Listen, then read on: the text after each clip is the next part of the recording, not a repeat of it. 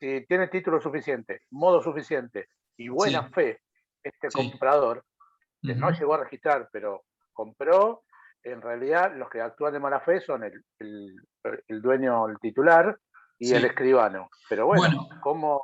sí, sí. cómo El tema es el siguiente. Cuando una persona, este es un sistema que incluso hasta ha sido, yo te diría, de avanzada en derecho comparado. No muchos países han ideado un sistema tan avanzado para tratar de contrarrestar maniobras fraudulentas. Cuando se va a celebrar un acto jurídico de transferencia de inmuebles, sea sea compraventa, donación, no sé, dación en pago, porque hay muchas otras figuras, permuta, etcétera, se puede, el escribano lo primero que tiene que hacer es pedir los certificados registrales que están mencionados en el artículo 23 de la ley registral, la ley 17.801. Cuando el registro expide un certificado registral, se genera lo que se denomina reserva de prioridad, ¿sí?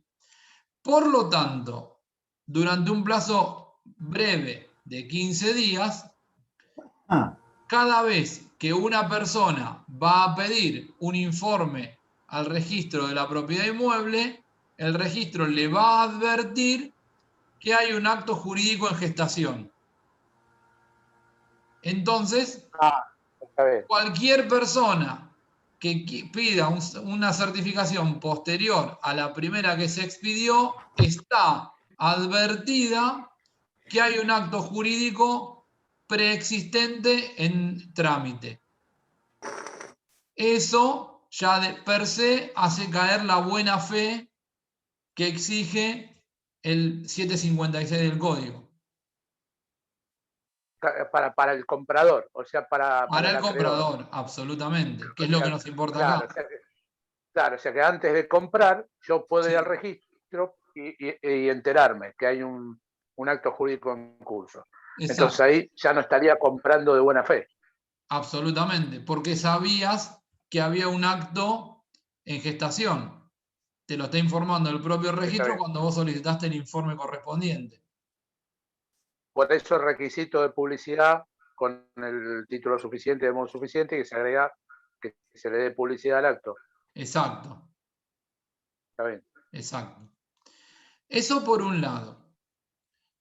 Por otro, si vos suscribiste una escritura, ¿sí? Supongamos que tu escritura es precedente.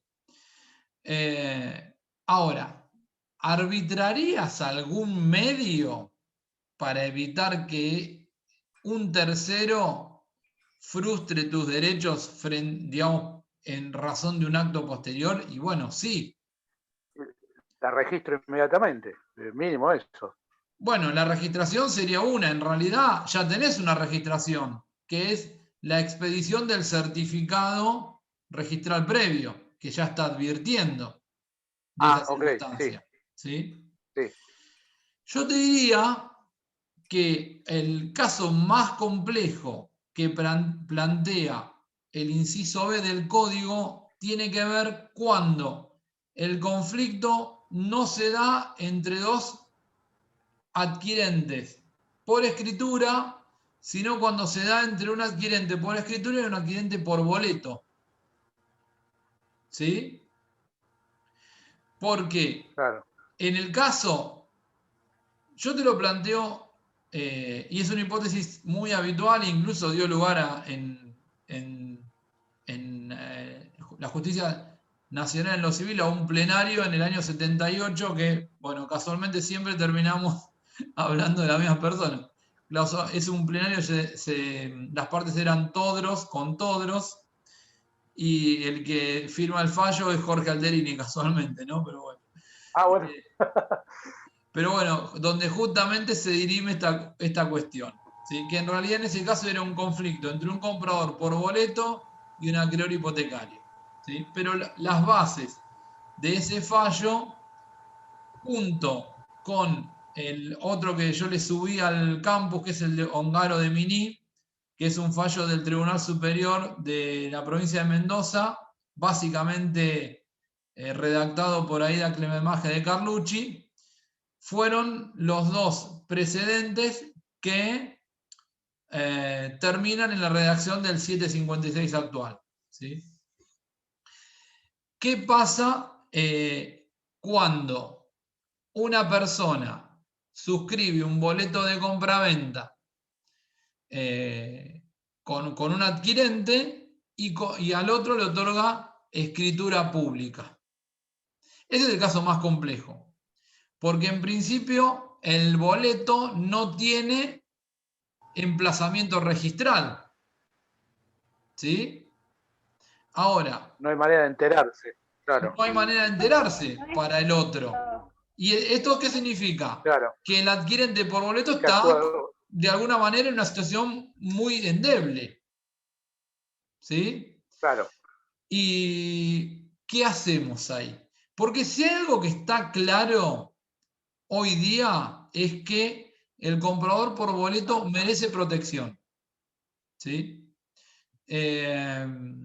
Y esto viene de una vieja reforma al Código de Vélez, justo que hablábamos hoy de cómo vamos y venimos, que básicamente, digamos, se reformó, ni se reformó, se incorporó un párrafo al viejo artículo 2355 del Código, que trajo una discusión enorme, enorme, y que todavía no fue zanjada, porque en el nuevo código no se resolvió. Era la oportunidad histórica para poner fin a un debate que tenía 50 años.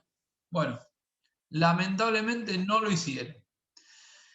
Pero hay algo que tenemos que tener bien claro, que el comprador por boleto merece protección, ¿sí? Y acá voy a decir algo que tiene toda la carga de subjetividad posible en mis comentarios. No es lo mismo el que compra por boleto una parcela en un barrio privado a construirse, donde la parcela vale $500.000 y voy a hacer una casa más dentro de todas las que tengo, que aquel que pudo lograr juntar los pesitos para comprar su única vivienda y que, como no puede pagar la escritura porque es excesivamente onerosa, se conforma con tener un boleto de compraventa.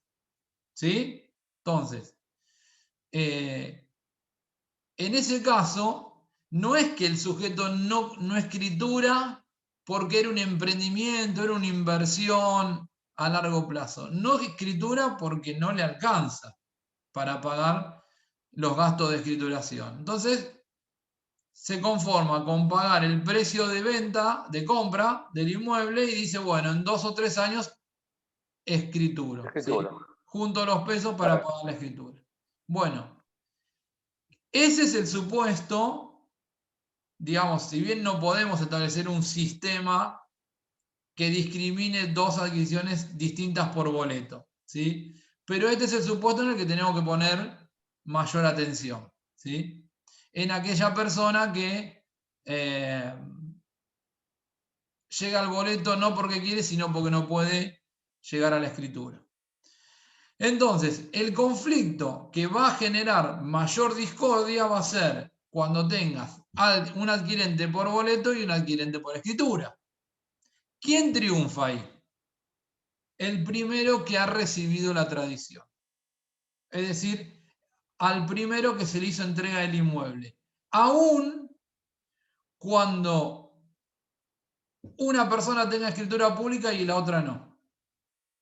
Porque fíjense que no estamos hablando en el 756 de título suficiente. Ningún párrafo del 756 me habla de título suficiente. Me habla de título. ¿El boleto es un título? Sí, porque ¿se acuerdan cuál era el concepto de título? en derecho de las obligaciones y en los derechos reales, ¿de qué era sinónimo título? De acto jurídico. No. Y el boleto es un acto Ah, jurídico. No es un título suficiente porque le falta la forma de la escritura pública, pero es un acto jurídico. Y como el código en el 756 me dice que triunfa el que tiene título, no título suficiente, título más tradición, si el comprador por boleto recibió la entrega de la cosa, triunfa él frente al adquirente por escritura. Salvo que el adquirente por escritura pruebe que el comprador por boleto conocía que esa escritura era de fecha previa al otorgamiento del boleto. ¿Sí? Otra vez la buena fe. Otra vez la buena fe, siempre. Son los presupuestos del 756. Buena fe y título oneroso. También se puede tomar, profe, como que el boleto tampoco se puede analizar que es un título insuficiente. No, el boleto es un título insuficiente. Pero si estamos discutiendo quién tiene, digo, mejor posesión en el derecho real, se puede discutir que el boleto no es, digamos, un título suficiente, sino que puede llegar a ser un título eficiente, no suficiente. Muy bueno el apunte. Primero, el boleto es un título insuficiente para adquirir derechos reales, porque le falta la forma de la escritura pública. Segundo, acuérdense, cuando comenzamos esta charla, yo les dije, la pretensión del 756 es que la obligación tiene por finalidad constituir un derecho real, pero no se constituye el derecho real. Nosotros tenemos que establecer bien claramente dos estadios jurídicos distintos. Uno es una obligación que tiene por finalidad constituir un derecho real y otra es la constitución del derecho real en sí misma. Lo que me está diciendo el 756 es, usted, si triunfa, no es titular de un derecho real. Si triunfa, lo que logra es despojar al otro acreedor de la pretensión sobre el mismo inmueble. Después, arbitre los medios necesarios para que el derecho real quede configurado. Esto ¿Sí? sería entonces que la Constitución, o sea, constituir un derecho real vendría a ser el objeto de esta obligación. Esa es la aspiración. Claro, pues el interés, el objeto, y la prestación es la constitución del derecho real. No, la prestación es la obligación de entregar el inmueble para constituir el derecho real. Bien. Ahora, para aclarar bien lo que plantea la compañera, que es muy interesante.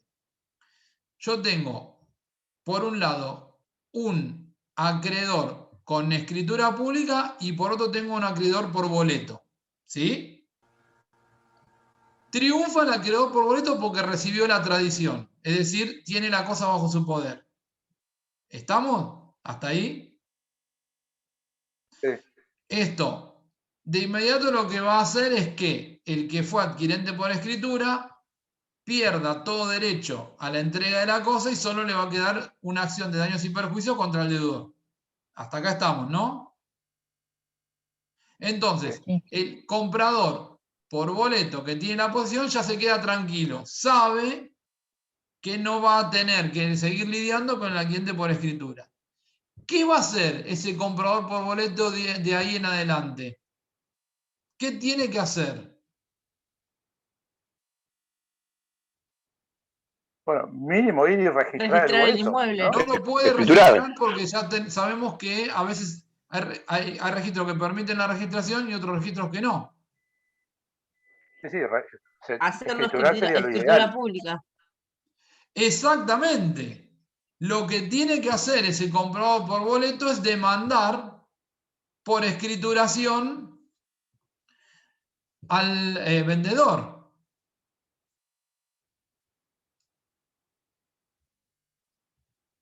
¿Se entendió? Para constituir o para configurar ese derecho real que todavía no tiene. Pero no, Perdón, creo que esto va, digamos, de alguna manera a terminar de aclarar el panorama. El 756 no me dice que quien triunfa se convierta en titular de un derecho real. El 756 lo que me dice es que en un conflicto entre dos acreedores que pretenden constituir un derecho real, ¿quién triunfa en cada caso? Nada más. después lo tiene que constituir definitivamente. Totalmente. En el primer supuesto, por eso es que yo les dije, en hipótesis 1, yo les dije, en realidad, el que tiene título suficiente, tradición e inscripción registral, y tiene ya el derecho real. Por eso es una hipótesis que es muy raro que se dé en la práctica, ¿sí? Los casos donde van a generar conflicto van a ser de la segunda hipótesis en adelante. ¿Sí? Sí. Bueno, yo sigo, si ustedes siguen teniendo dudas, habilitan el micrófono y me preguntan. Yo les había prometido un informe que no me olvidé de compartir, ahora lo voy a compartir. Tercera hipótesis, ninguno de los acreedores tiene tradición, ¿sí? ¿Quién triunfa ahí? El primero que tiene emplazamiento registral precedente. Es decir, los dos tienen título, pero ninguno de los dos recibió la posesión de la cosa. ¿Quién triunfa? El primero que inscribió su título en el registro. ¿Sí? Cuarta hipótesis. Ninguno tiene posesión, ninguno tiene título inscripto. Los dos tienen título. Puede ser escritura y boleto, boleto y boleto, escritura y escritura. ¿Sí? ¿Quién triunfa? El que tiene título de fecha anterior.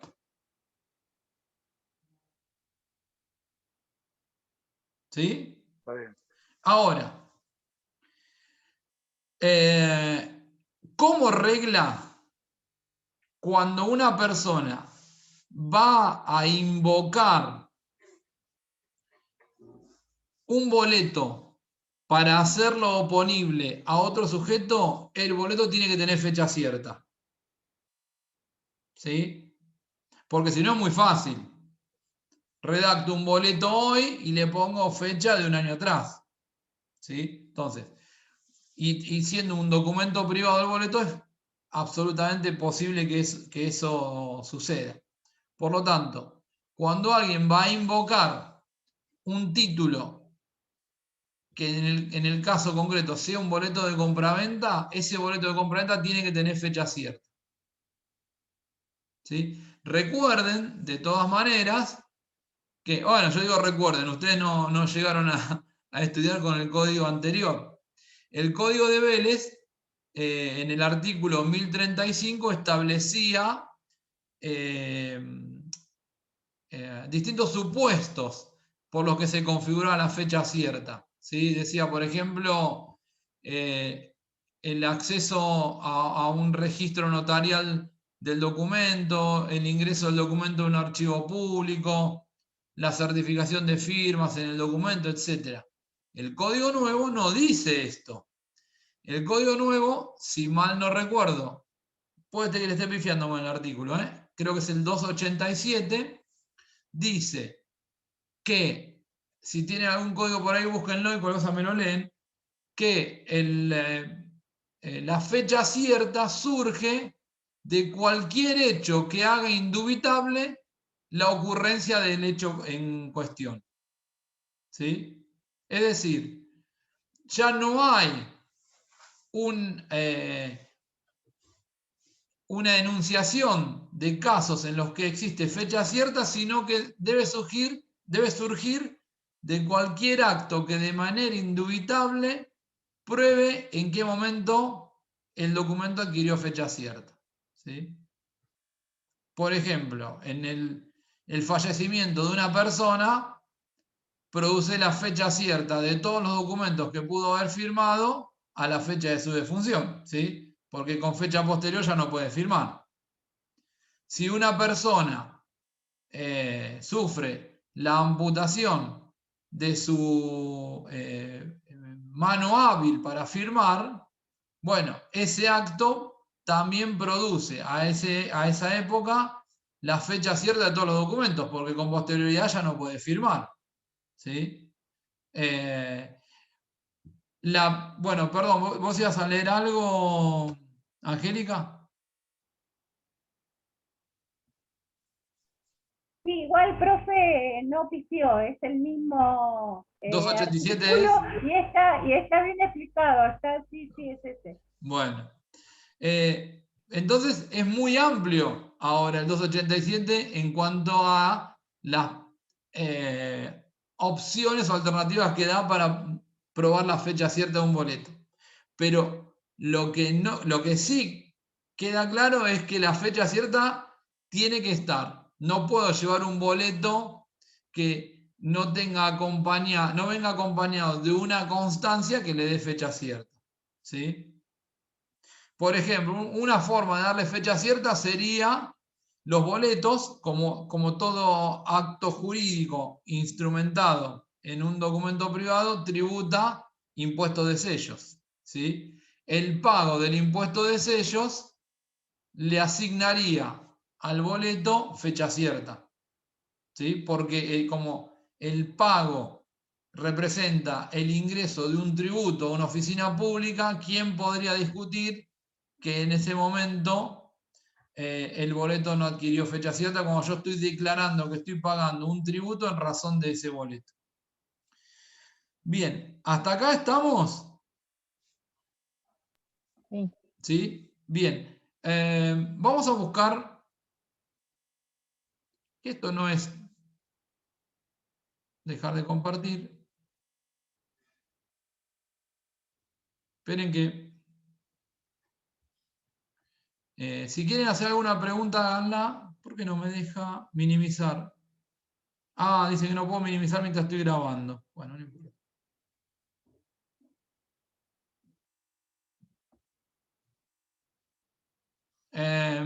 Bueno, si hay alguna pregunta. Sí, una consulta. Cuando se habla de fecha cierta en esto, digo, que está explicando hasta ahora, la fecha cierta no necesariamente tiene que estar, digo, avalada por escribano. No, absolutamente. La fecha cierta puede surgir de cualquier hecho que indubitablemente pruebe que el documento fue celebrado en ese momento. Hay una tendencia del notariado a abarcar un montón de situaciones en el nuevo código, pero no han logrado avanzar en ese sentido, gracias a Dios. Sí, porque es tremendo. Y hay una reforma que, bueno, ustedes seguramente la vayan a ver cuando cursen contratos en materia de obligación, de donaciones, que es terrible, terrible.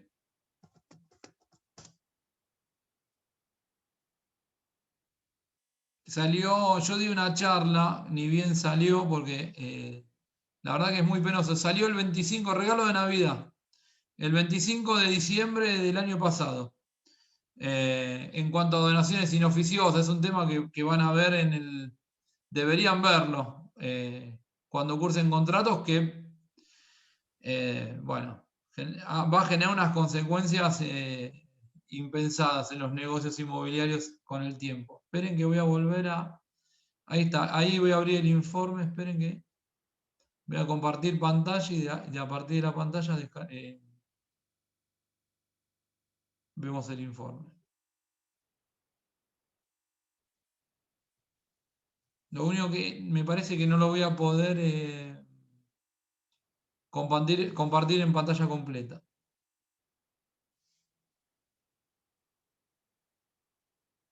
Ahí está. Igual creo que se lee, ¿no? Sí. Bien. Sí, se ve bien. Esto en realidad es casi lo mismo que un informe, es una copia de dominio. Tiene alguna variante con relación a un informe, pero en su contenido es igual, ¿sí?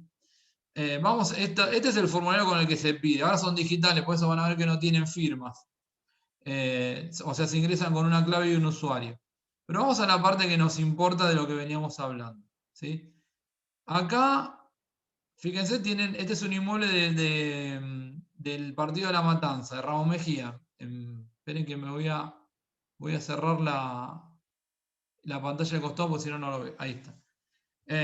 Bueno, esto es más de derechos reales, ¿sí? Pero vamos a llegar a lo que hablamos del boleto y cómo sería la oponibilidad de la que hablábamos cuando el boleto puede ser inscripto.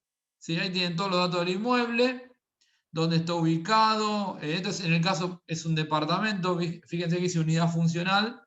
Cuando hablo de unidad Es un funcional, PH. se trata de un departamento. Y esto, esperen que voy a ir a la última hoja del folio.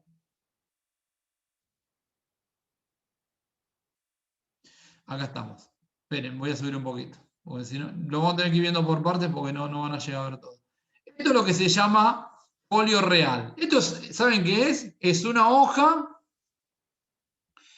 que está guardada en los archivos del registro y cada vez que alguien le pide un informe sobre un inmueble, el registro lo que hace es sacar una fotocopia, perdón, y un funcionario del registro firma ese informe y lo expide, ¿sí?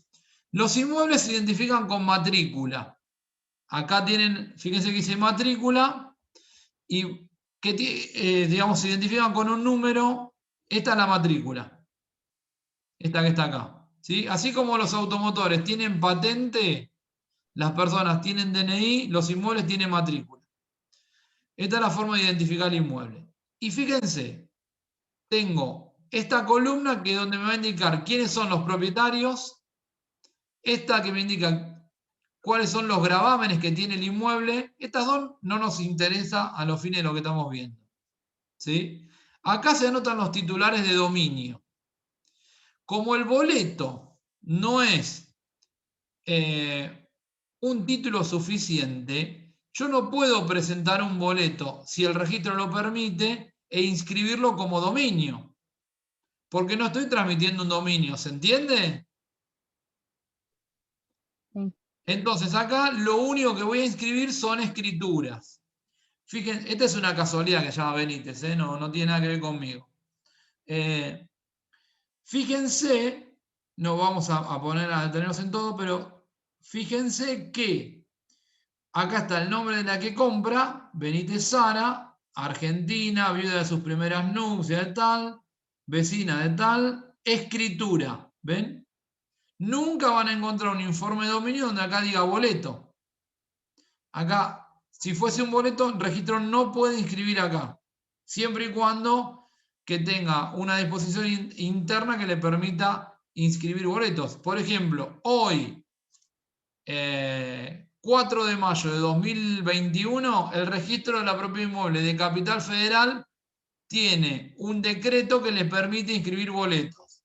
Hoy, 4 de mayo de 2021, el registro de la provincia de Buenos Aires no inscribe boletos. Situación que en el futuro puede cambiar.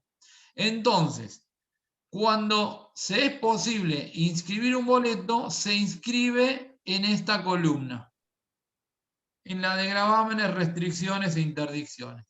Acá anoto los boletos, ¿sí? De todas maneras, el boleto va a tener publicidad.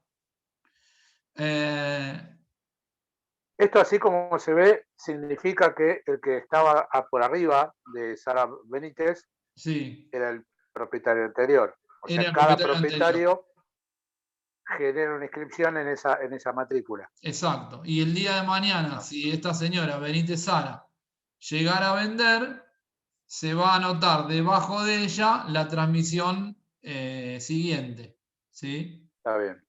Eso es lo que se denomina en materia registral tracto sucesivo, ¿sí? Una transmisión acompaña una inscripción y así de manera concatenada, de forma tal que pueda relacionarse la última escritura con la última inscripción registral. Bien, Está bien. hasta En acá ese mismo estamos. informe de dominio, cuando uno pide información para una garantía, Cuando uno pide información para...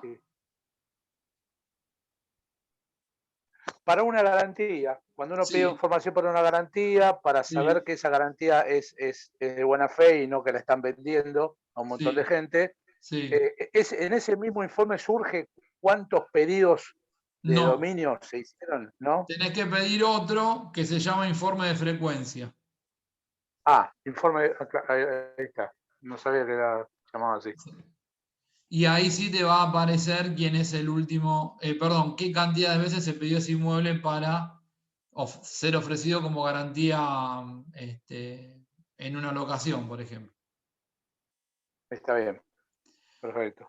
Bueno, y nos queda, nosotros acuérdense que hablamos de inmuebles, de cosas muebles registrables y cosas muebles no registrables. El artículo 757 me va a hablar de las obligaciones de dar cosa cierta para constituir derechos reales sobre cosas muebles. ¿Sí? Y en el mismo 757 va a aglutinar las cosas muebles registrables y las no registrables. ¿Sí? En cualquier caso, rigen los mismos presupuestos que para los inmuebles. Es decir, tiene que tratarse de una cosa prometida por el mismo deudor a varios acreedores y que estos acreedores sean de buena fe y a título oneroso. ¿Sí? Ahora, ¿cuándo? Profe, Sí. ¿a título honorario siempre esa contraparte de dinero? ¿Puede ser una permuta? No, pueden ser otro tipo de prestaciones. Ok, No, está bien. no, puede ser, qué sé yo, una permuta, es decir, entregan una cosa mueble y entrego otra cosa mueble, digamos, como compensación, o me entregan una cosa y, no sé, como contraprestación realizo una locación de servicios o una locación de obra, ¿sí? Te Está bien. encomiendo realizar, no sé, trabajos de pintura en mi inmueble y como contraprestación me obligo a entregarte, no sé, un anillo de oro. ¿Sí? No, las prestaciones dinerarias son las más habituales, pero no es la única situación posible. Perfecto. Bien, recuerden que nosotros teníamos cosas muebles registrables. Entonces, lo que me va a decir el inciso A es que triunfa el acreedor que tiene emplazamiento registral precedente cuando se trata de cosas muebles registrables. Y esto es indudable. ¿Sí? Si la cosa es registrable y yo la inscribí, bueno, volviendo a es como el primer supuesto, la primera hipótesis de los inmuebles, bueno, pasa exactamente lo mismo. Si yo ahora tengo inscrito a mi nombre y soy el propietario, es muy difícil que en ese caso exista un conflicto o que otro acreedor pueda alegar buena fe tratándose de una cosa mueble registrable y que con una información, un informe registral pueda conocer quién tiene el título inscrito a su nombre. Cuando fuesen cosas no registrables, ¿quién triunfa? Y el que tiene la cosa. Acuérdense, 1895, posesión vale título. ¿Sí? Si yo recibí la entrega de la cosa, por más que el mismo deudor se haya comprometido con otro acreedor a entregar la cosa, y bueno, triunfa el primero que la recibió. ¿Sí? Hasta acá, ¿me siguen? No hay, creo, mayores dificultades. Cosas muebles registrables, triunfa el primero que tuvo inscripción registral. Cosas muebles no registrables, triunfa el primero que recibió la posesión de la cosa.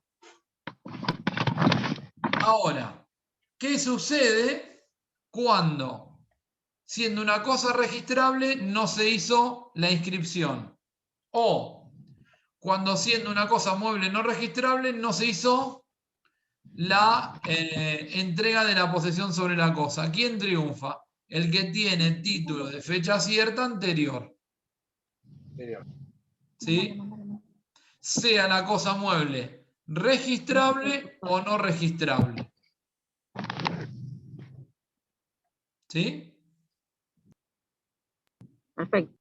Ahora, ustedes, dejo de compartir esto, igual lo tienen subido al campus. Ustedes se preguntarán, pero va a ser muy fácil.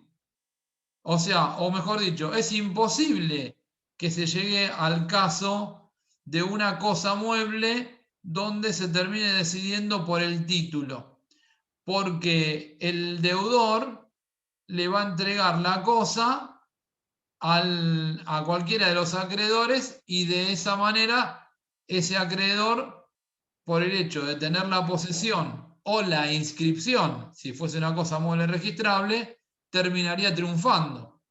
Con lo cual, la hipótesis de título de fecha cierta anterior no sería materialmente posible. Bueno, esto no es así. Porque imagínense, por ejemplo, que el deudor fue declarado en quiebra. ¿Sí? La quiebra produce el desapoderamiento de los bienes del fallido. Y ahí van a tener que ir los acreedores a la entrega de la cosa al juez de la quiebra y acreditar cuál de ellos tenía un título de fecha anterior para que el juez ordene la entrega de la cosa a uno de ellos. Acá tiene una hipótesis posible. Otra hipótesis, falleció el deudor. ¿Sí? Los herederos, ¿a quién entregan la cosa? Y bueno, los herederos, ante el eventual riesgo de entregar mal, una medida de buena práctica sería ponerla a disposición del juez del sucesorio y que el juez decida a quién la entrega.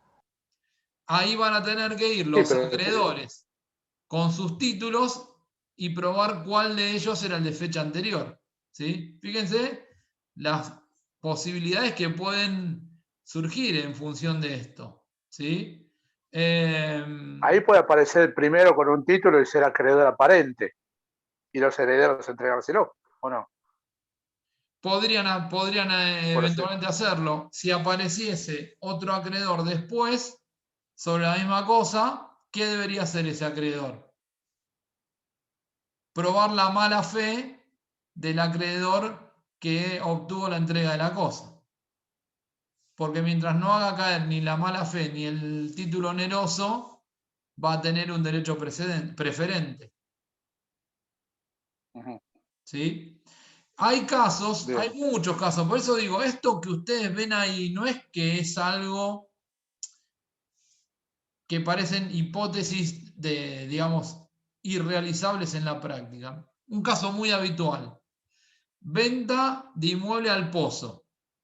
¿Sí? ¿Han oído hablar de esto? Sí. Una constructora que va a desarrollar un edificio de 12 pisos, a razón de 3 unidades por piso. El edificio todavía no está construido y sin embargo sacan a la venta las unidades porque incluso parte de la obra se financia con lo que van pagando los